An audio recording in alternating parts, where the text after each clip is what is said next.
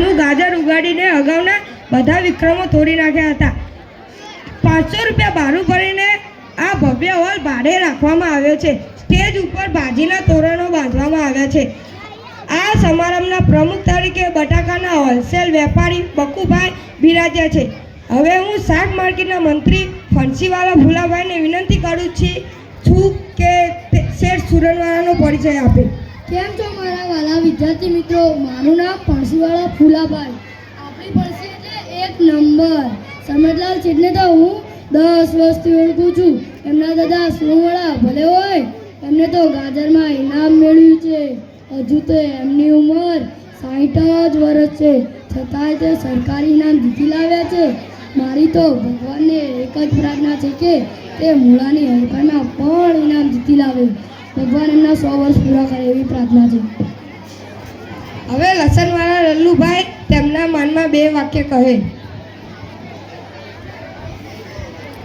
કેમ છો મારા વાલા વિદ્યાર્થી મિત્રો? મારું નામ લસણવાળા લલ્લુભાઈ. મારું લસણ એટલે એક નંબર.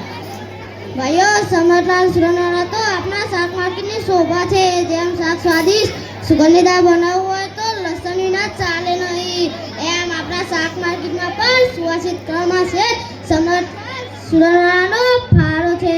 હું પ્રભુને પ્રાર્થના કરું છું કે સુરનવાળા શેઠને સ્વસ્થ લસણની જેમ ચારકો ફેલાઈ જાય. હવે બટાકાના હોલસેલ વેપારી બકુભાઈ ને વિનંતી કરીશ કે શેઠ સુરનવાળાનો પરિચય આપે. મારું નામ છે બટાકાળા બકુલભાઈ.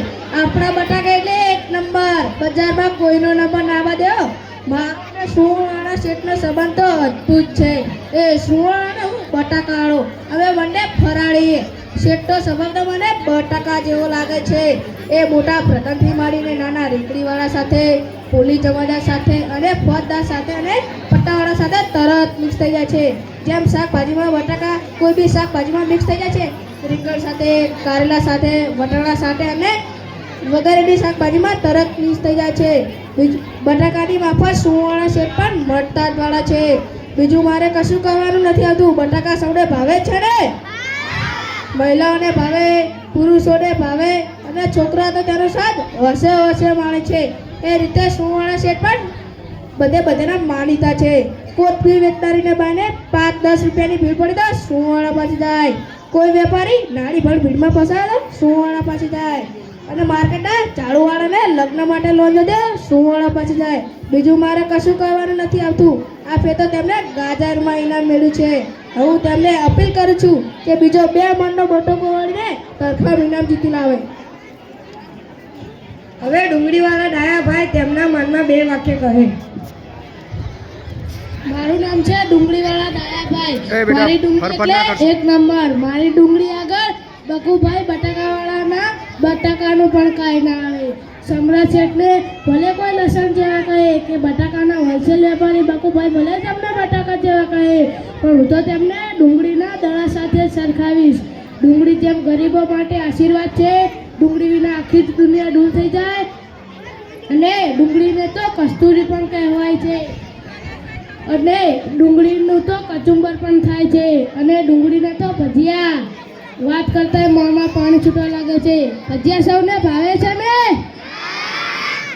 એમ આપણા સમ્રાટ શેઠ પણ ડુંગળીના દડા જેવા છે. એમની શાક કસ્તુરીની જેમ દૂર દૂર સુધી મહેકે છે. ડુંગળી જેમ ગરીબોને ઘેર પણ જાય અને શેઠિયાઓને બંગલે પણ જાય, એમ આપણા સમ્રાટ શેઠ પણ ગરીબોની ઝૂંપડીમાં પણ જાય અને મિલ માલિકોના બંગલે પણ જાય. એમને કશી જ વાતનું અભિમાન નથી. તેઓ ડુંગળીની જેમ અનેક ઉપયોગમાં આવે તેવા પરોપકારી છે. ચાહે રેલ રાહતનું કામ હોય કે રામ રોટલા આપવાના હોય, તેમાં તેઓ મોખરે હોય છે. હું તો એટલું જ કહીશ કે સુરનવાળા શેઠજી ડુંગળીની જેમ ગરીબ તવંગર સૌની સેવા કરતા રહેજો. 2 મિનિટ બોલવાની રજા આપવા બદલ આભાર. સાહેબ, મને 2 મિનિટ બોલવાની રજા આપો. હા કરશીભાઈ, હા કેમ નહીં? કેમ છો મારા વિદ્યાર્થી મિત્રો અને વડીલો? મજામાં ના? શેઠ સમરલાલ તો વેજીટેબલના વેપારી છે, પણ હું નોન વેજીટેબલ છું. કારણ કે હું શાક વેચતો નથી, પણ આદુ મરચાં અને કોથમીરનો ધંધો કરું છું. અને બધા વેજીટેબલ ભાઈઓ તેમણે ડુંગળીને બટાકા જેવા કહ્યા, પણ હું તો કહીશ કે કે બટાકા કે દાળ કે કઢીમાં શાક કે કોથમીર નાખ્યા ફિક્કા લાગે છે. જે કોથમીર ના વાપરે તે અક્કલનો ઓથમી. શાક બધા સારા પણ મસાલો હોય તો શાક સ્વાદિષ્ટ બને છે. હું તો તમને કોથમીર જેવા કહીશ. એમણે 60 વર્ષના થયા પણ લીલી કોથમીરના જેમ તાજા ને તાજા જ દેખાય છે. અને બધા વ્યક્તિઓ ભાઈઓ કામ કરવા ભેગા થાય. શેઠ ના તો કામ ફિક્કું પડી જાય ને શેઠ કામ હાથ પાડે એટલે કામમાં મગમગાટ આવે. બસ મારે આટલું જ કહેવાનું હતું. ઈશ્વરને પ્રાર્થના કરું છું કે શેઠને લીલી કોથમીરના જેમ તાજા ને તાજા રાખે. 2 મિનિટ બોલવા આપવા બદલ આભાર. હવે શેઠ સુરનવાળા આવીને તેમનો પરિચય આપે.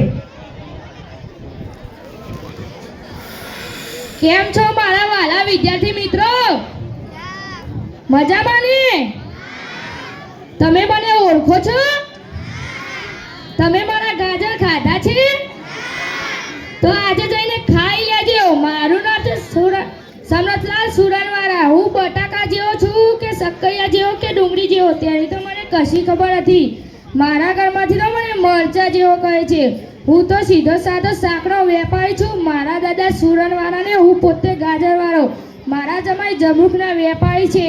સારાનો સક્કરિયાનો વેપાર છે. તમે મારા આખા કુટુંબને વેજીટેબલ ફેમિલી કહી શકો. આપણે બધા શાકના વેપારીઓને પંચકુટિયા શાક જેવા સ્વાદિષ્ટ થયા છીએ. આપણા પર્સ પરના સરકારથી શાકભાજી ઊંચે આવશે.